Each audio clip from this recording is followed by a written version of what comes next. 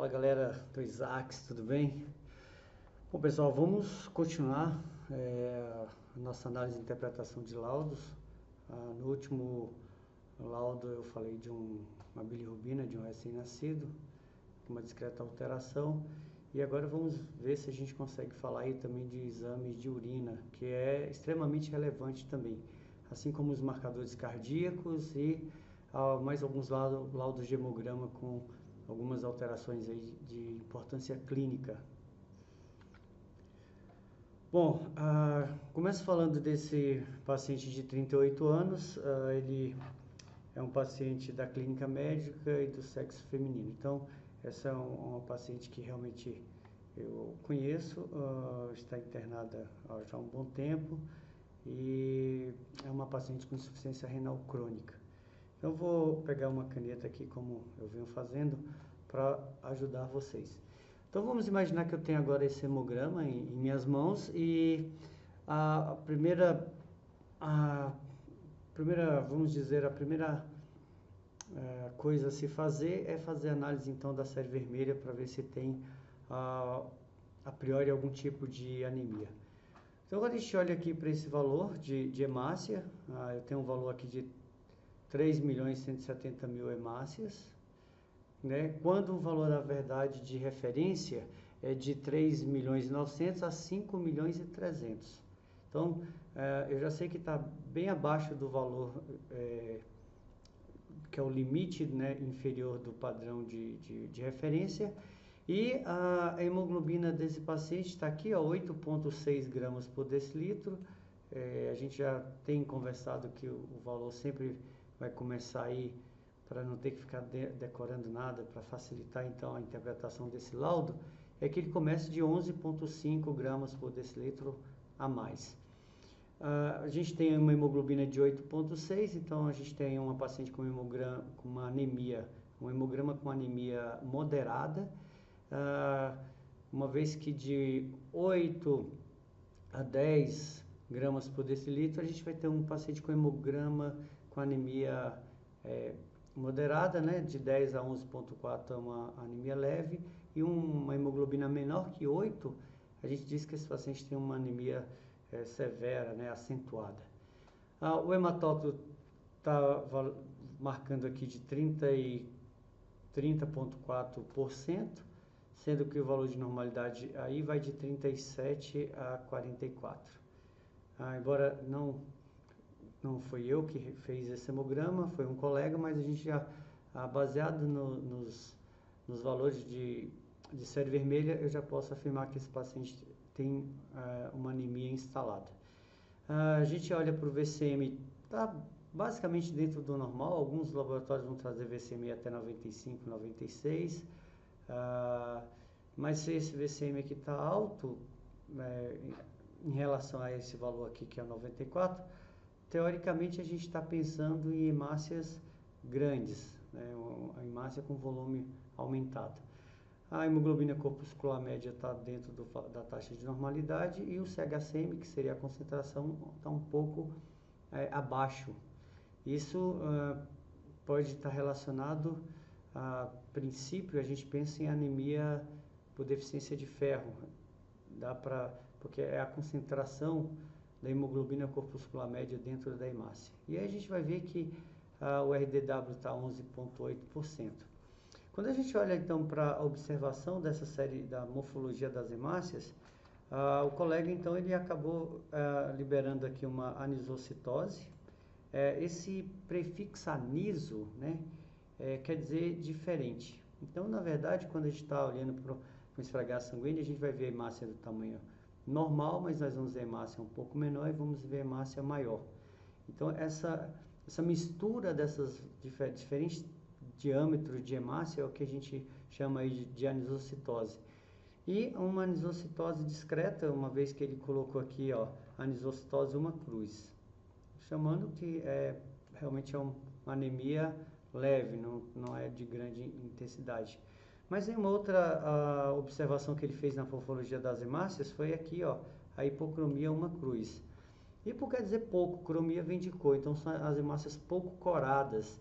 E normalmente quando a gente tem um hemograma onde as hemácias estão hipocoradas, é bem característico de paciente com anemia ferropriva por deficiência de ferro. Que nesse caso aqui poderia ser, até porque a gente vai ver que esse paciente é um paciente com insuficiência renal, e isso pode corroborar, né, no surgimento das anemias. Bom, entretanto, quando a gente olha para a série vermelha, aqui para a série vermelha, então a gente está diante aí de um paciente com anemia e muito provável que essa anemia seja uma anemia ferropriva. Poderia ser uma beta-talassemia, mas aí para ter certeza que é uma beta-talassemia, teria que fazer aí uma eletroforese de hemoglobina.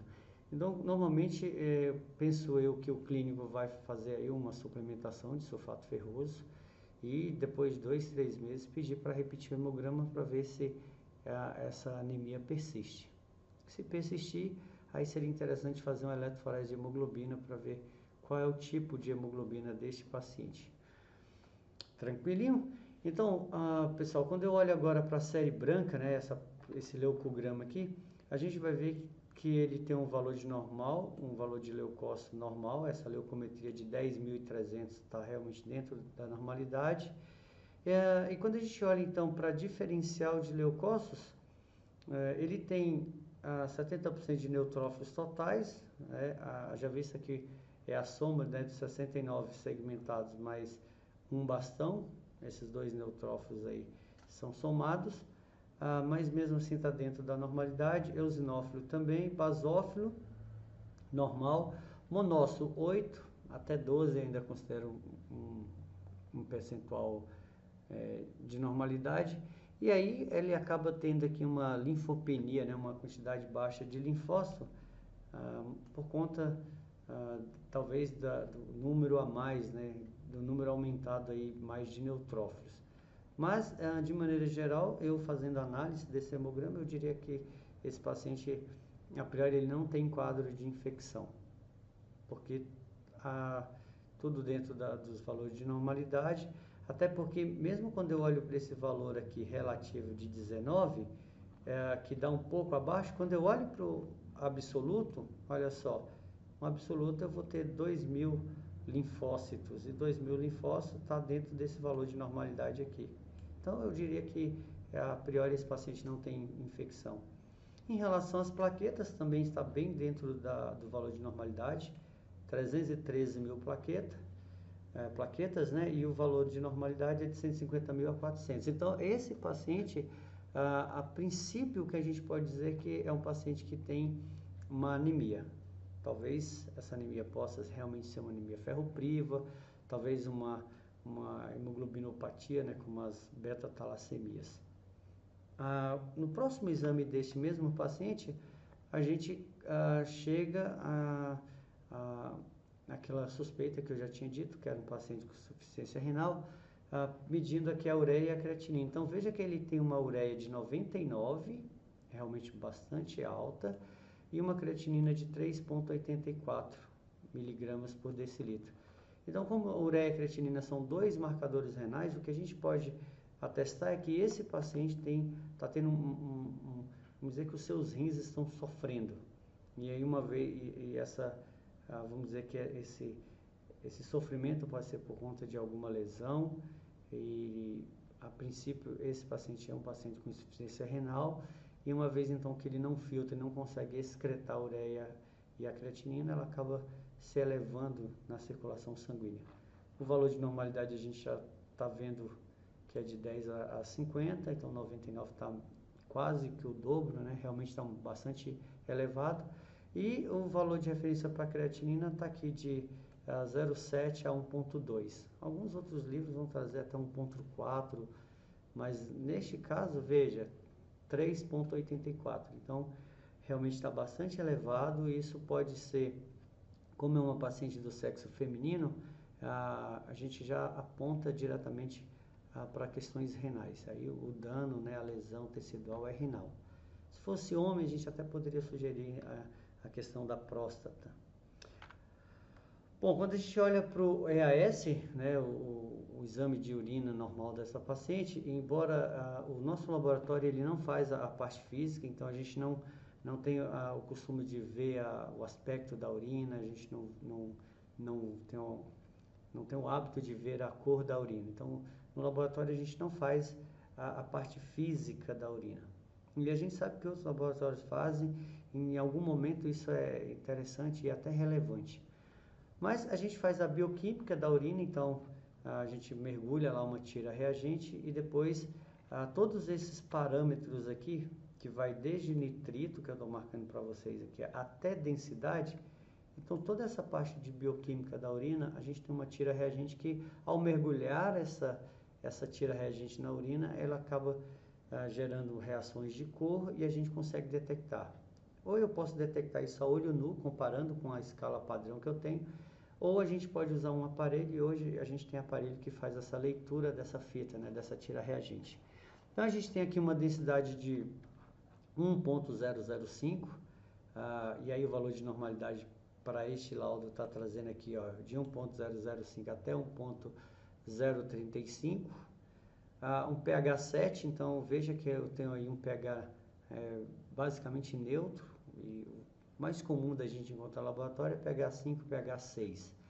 E aí, olha, interessante, eu tenho uma positividade para 2 cruzes de proteína, e aí, por se tratar de uma mulher, eu preciso investigar por que essa paciente está tendo proteinúria, né? Ou seja, perda de proteína na urina. Porque se está tendo perda de proteína, pode ser que essa paciente está tendo alguma lesão lá na barreira justaglomerular. E aí fazendo com que ela esteja perdendo proteína para a urina. Que isso, obviamente, não é bom. E aí a gente se depara agora com a glicose, olha só, presente, uma cruz de glicose. E aí, quando a gente encontra glicosúria na urina, a princípio eu já penso logo que esse paciente seja um paciente diabético. A gente vai ver que a literatura traz que normalmente quando o paciente tem uma glicemia acima de 160 a 180 miligramas por decilitro, é comum cursar o aparecimento de glicose na urina. Então, quando eu faço esse exame de urina, eu estou pensando que a glicose vai dar um valor bem elevado. Isso é o que a gente pensa. E as outras químicas da urina, como corpos cetônico, bilirrubina, hemoglobina, urobilogênio e nitrito, deram normais dentro dos valores de normalidade. Então, as duas únicas alterações que nós temos aqui na bioquímica da urina é a positividade para a proteína, é a presença de proteína na urina e a presença de glicose. Quando a gente faz, então, a sedimentoscopia, que é a parte, né, do microscópio, onde eu vou fazer a contagem das células, eu vou fazer a observação se tem plaquetas, ou se tem plaquetas não, se tem bactérias, ou se tem micro-organismos de maneira geral, eu faço na sedimentoscopia. Então a gente faz primeiro a contagem das células epiteliais, está aqui, 12 por campo, adiantando para vocês que o valor de normalidade para a célula, seja hemácia, seja leucócitos, seja plaquetas, normalmente a gente considera normal até 5 por campo.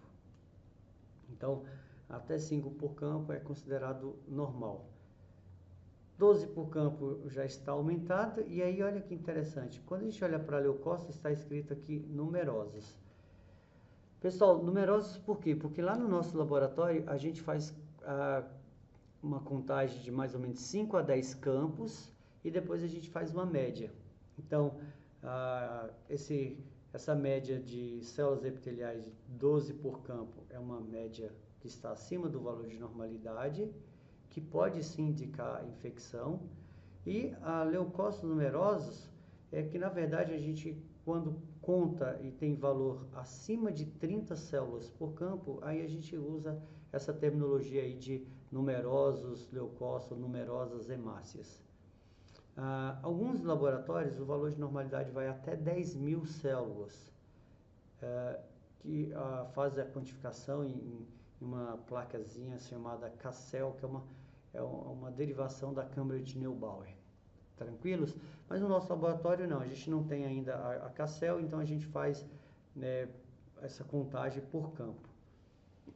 E se eu tenho uma leucocitose, a priori é bem característico de ser um paciente com infecção bacteriana, né? Então, quando fez a contagem aqui, a avaliação de bactérias, olha só, eu tenho aqui 2 cruzes de flora bacteriana. E aí, claro, é interessante, se eu estivesse dando este laudo para alguém, um parente, um conhecido, eu diria assim, olha, você tem uma infecção urinária. E aí, é claro, é importante que nesse caso o médico solicite uma urocultura para isolar a bactéria e ver que bactéria é essa que está causando infecção. Normalmente, quando a gente fala, ou quando a gente solta, quantifica isso em cruz, é mais ou menos assim. Quando eu tenho 30% de alteração, né? Quando eu tenho 30% de alteração no campo, deixa eu colocar aqui 30%, normalmente isso aqui, ó, equivale a uma cruz. E aí é uma infecção leve. Quando eu tenho de 30, deixa eu apagar aqui que não ficou bonito esse risco. Então, quando eu tenho aqui, ó, de 30, né, a 60%, eu vou dizer então que esse paciente, ele tem uma infecção moderada. E a infecção moderada, então, a gente vai dizer que esse paciente aqui, ó, isso aqui corresponde a 2 cruzes. Por isso, quando a pessoa que fez esse exame, o analista olhou e viu que a flora bacteriana tinha aí entre 30% a 60% em cada campo, ele atribuiu então essa quantificação de 2 cruzes. E um valor maior ou igual, vamos colocar maior que 60%, isso aqui indica, corresponde a 3 cruzes. Alguns laboratórios vão soltar ou podem soltar até 4 cruzes. Mas aí eu já tenho 3 cruzes, 4 cruzes, eu já tenho uma infecção, né, uma alteração acentuada, ou seja, algo que é grave. Então eu tenho aqui leve, moderada e acentuada. Então 4 cruzes e 3 cruzes vai depender muito do laboratório. Então todas as vezes que a gente solta cristais por campo, filamento de muco, como está aqui, ó, uma cruz, a avaliação é feita dessa forma aqui. Tranquilos? E aí, normalmente, o que faz com que apareça o filamento de muco, que são filamentos proteicos, indica muitas vezes que o paciente precisa ingerir mais líquido, né, principalmente água para dissolver isso. E não foi encontrado, não foi evidenciado nesse laudo a presença de cristais, né? Existem vários cristais, a gente já viu na aula teórica, vários cristais que aparecem tanto em urinas ácidas, quanto cristais que aparecem em urinas alcalinas. E a presença de cilindro, que muitas vezes indica aí as glomerulonefrite, a gente também não evidenciou nesse laudo. Então, a conclusão deste laudo é que esse paciente tem uma infecção urinária, provavelmente essa infecção é que está elevando, né, a perda dessa proteína pela urina, e é um paciente que tem uma cruz de glicose. Então, quando eu vou lá na bioquímica olhar para o exame de glicemia desse paciente, olha só o que nós temos. Uma glicose, que é o mesmo paciente, olha, de 136 gramas, 136 miligramas por decilitro. A gente já sabe, né, que o valor normal vai de 70 a 99, então é característico sim de um paciente diabético. E aí veja que eu falei para vocês, a literatura normalmente diz que você só vai encontrar glicosúria, né, ou seja, a presença de glicose na urina, se esse paciente cursar uma glicemia maior ou igual a 160. E às vezes a gente não vê isso, que é o que acontece. Ok? Bom, pessoal, agora a gente fala um pouco de algumas enzimas cardíacas. Eu vou falar aí da creatinina, ou creatinina fosfoquinase, mais conhecido como CPK. A boa parte dos laboratórios trazem um valor de normalidade até 190, que está dentro do espectro de normalidade. E aí o que a gente tem que pensar que a creatinina fosfoquinase ela é encontrada não só no músculo cardíaco, lá dentro dos citoplasmas dos miócitos. Quando a gente escuta falar, o paciente tem IAM, infarto agudo do miocárdio. A gente sabe que CPK é produzida dentro dessas células, assim também como produzido dentro das células renais e produzido também nas células musculares. Por isso que quando o paciente faz uma atividade física exagerada, principalmente musculação, que lesiona a fibra muscular, se ele dosar a CPK, essa CPK ela vai dar aumentada. Então é importante saber se você tiver uma CPK aumentada, se você fez ou não atividade física, e aí insisto na musculação. Se você fez no dia anterior, é provável que isso vai dar alterado. Eu tenho vários exemplos, tenho um exemplo de pessoas que dosou CPK e CPK deu 1.800, então a gente vê que é um valor muito acima do valor de normalidade, mas aí quando a gente vai conversar com o paciente, ele acabou tendo feito atividade física, malhou lá no dia anterior, ok? Mas para esse paciente aqui, é um paciente também do sexo feminino, é um paciente que está aqui no box, a gente chama box de emergência, é um paciente jovem, uma paciente de 24 anos. Quando eu olho para a CPK, ela tem um valor de 67, que está dentro do valor de normalidade, e aí, a princípio, ou a priori, a gente diz que esse paciente não está tendo uma lesão cardíaca.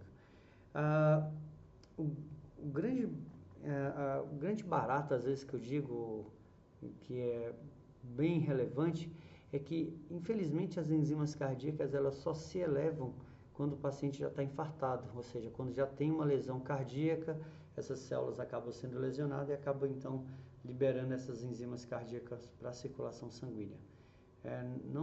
Não tem como fazer esse exame de forma preventiva.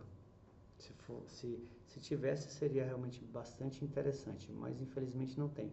Quando o CPK e a fração CKMB, que a gente dosa, se eleva, a troponina, a mioglobina, o DHL, então normalmente quando isso se eleva, é bem característico de um paciente com infarto agudo do miocárdio. O que vai confirmar aí, ou o que vai realmente dizer se é infarto, além, é claro, da clínica do paciente, que é importantíssimo, é o eletrocardiograma, que a gente deu uma explanada lá na aula teórica, né?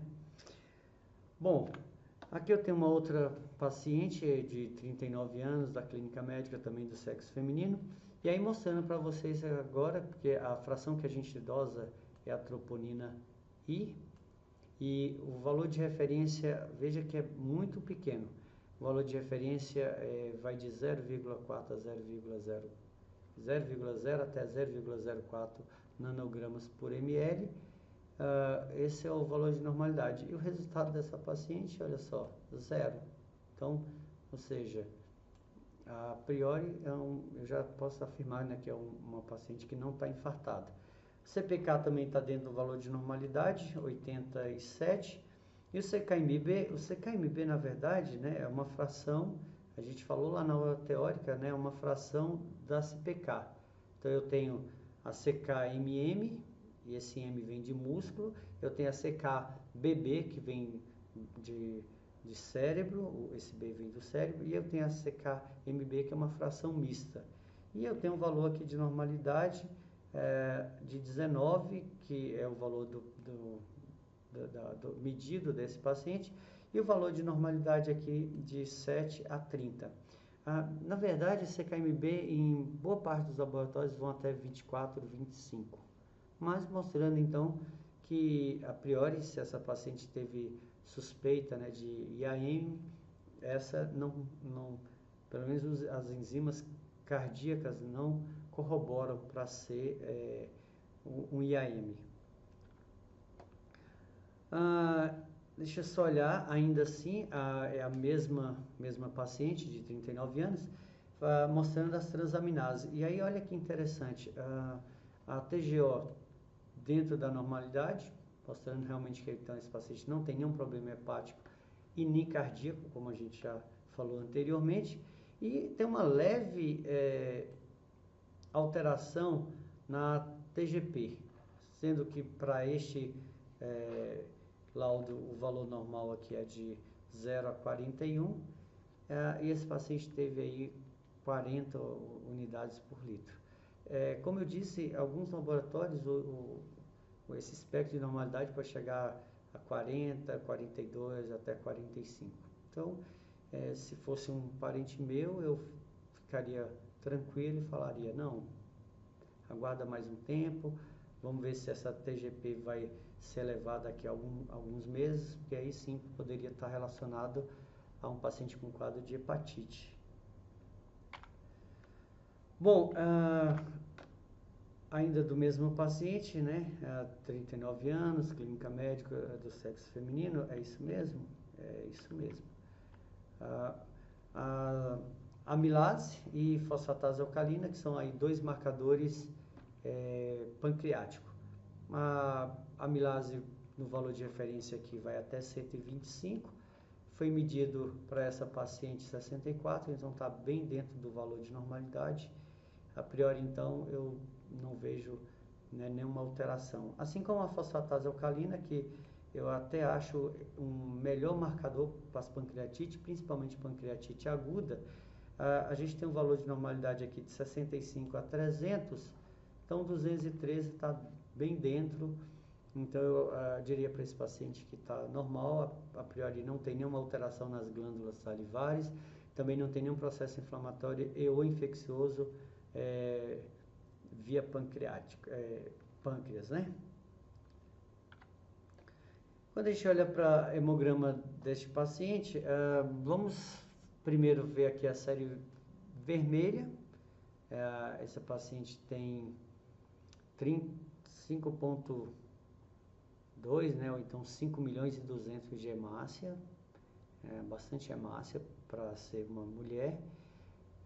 Normalmente a gente sabe que as mulheres têm 10 a 20% menos hemácia, né, menos glóbulos vermelhos que os homens. Então veja que está bem próximo do valor máximo de referência. Ela tem uma hemoglobina realmente muito boa, 16,5 gramas por decilitro. Para este valor de referência aqui seria de 11,7 a 15,7 gramas por decilitro. E tem um hematócrito elevado, né, de 48. E aí, óbvio, eu posso afirmar que esse paciente não tem, a priori, ela não tem anemia, até porque os índices hematométricos, se a gente olhar aqui do outro lado, todos os três estão dentro do valor de normalidade, o RDW também está dentro do valor de normalidade. Mas eu sugeria para essa paciente, se eu estivesse conversando com ela, fosse um amigo meu, um parente, para que ela ficasse de olho, porque a gente sabe que toda vez que eu tenho um valor muito abaixo do normal, indica uma alteração, porém se eu tenho um valor acima do valor máximo de normalidade, também pode indicar alteração. Quando eu tenho pouca hemácia, eu penso, por exemplo, em anemia, mas quando eu tenho um número muito aumentado, exacerbado de eritrócito, eu penso em pacientes com policitemia, e que acaba sendo uma doença mediante a produção exacerbada de glóbulos vermelhos, ok? Mas, a priori, não tem anemia, uma vez que a gente está buscando isso agora. O leucograma, olha só, 6.900 está realmente bem dentro da taxa de normalidade, então eu diria assim, olhando que esse paciente não tem infecção. E é interessante quando eu olho aqui para a diferencial dos leucócitos, a gente encontra todos os valores dentro da normalidade. Então, neutrófilos totais, que engloba promelócito, melócito, metabastão e segmentado, essa soma aqui, ela tem que dar esse valor de 70, e a gente tem aqui 70. Eosinófilo 1 está normal, basófilo 0, 5 monócito, 24. Então, eu também digo que esse paciente, a priori, não tem infecção. O hemograma dele está normal. Tem uma plaqueta de 159 mil, perfeitamente dentro do valor de normalidade. Tranquilos?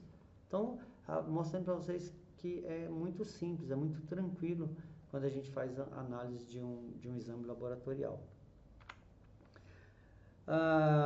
Só para ter certeza, às vezes eu vou voltar só para ter certeza que eu estou falando do mesmo paciente. Esse é um o EAS, o exame de urina. Se vocês observarem, e eu coloquei de propósito, eu até poderia não ter colocado, mas eu coloquei de propósito, que infelizmente às vezes acontece isso aqui, ó, né? A densidade não foi medida e nem o pH por um simples motivo, não tem tira-reagente.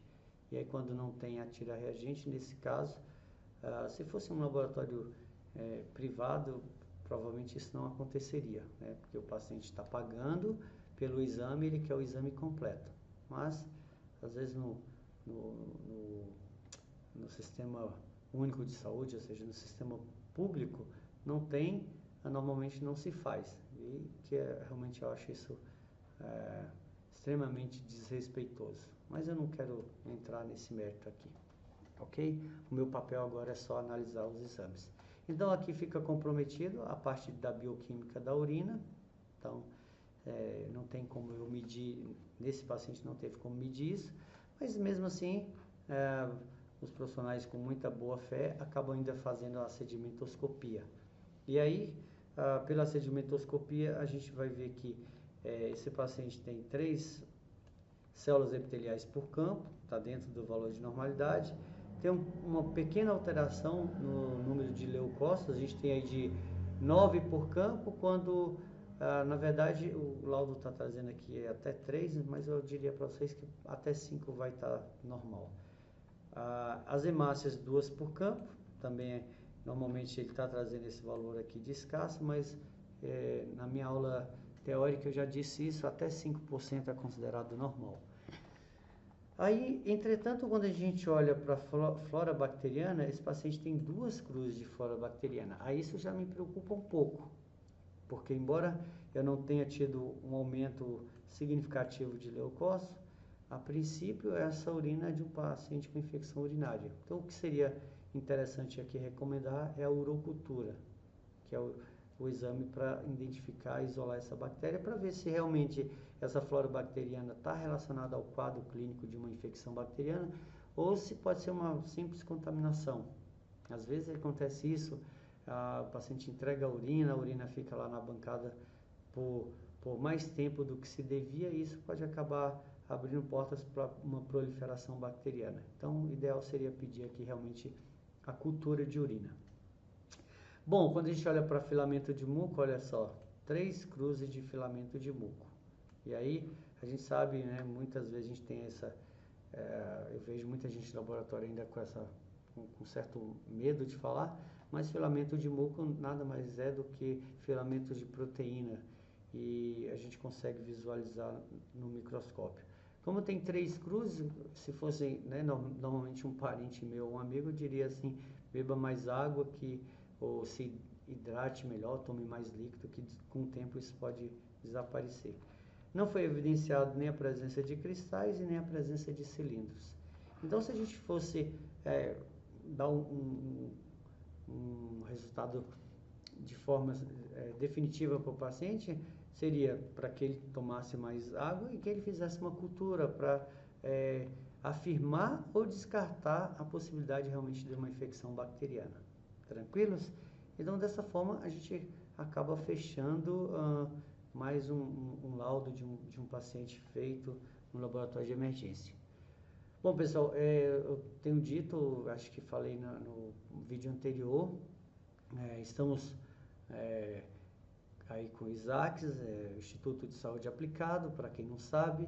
A gente está agora idealizando a abertura de cursos de pós-graduação, então temos algumas cogitações de pós-graduação. No dia 21 de abril, mesmo sendo feriado, nós vamos fazer uma pré-inauguração, uma pré-estreia, né, da aula de pós em hemato, e tem a possibilidade aí de abrir futuramente uma pós em microbiologia, 2 em nutrição e uma de análise clínica e veterinária. A gente está vendo aí se o médico veterinário realmente fecha com a gente, tá ok? Bom, pessoal, no mais, eu acho que vou parar por aqui, para vocês também não ficarem tão cansados. E aí no próximo vídeo a gente retoma, tá ok? Bons estudos, e acredito que com essas explanações vai dar para auxiliar vocês a a começar a interpretar exames laboratoriais. Isso é importante. Tá ok? Até mais.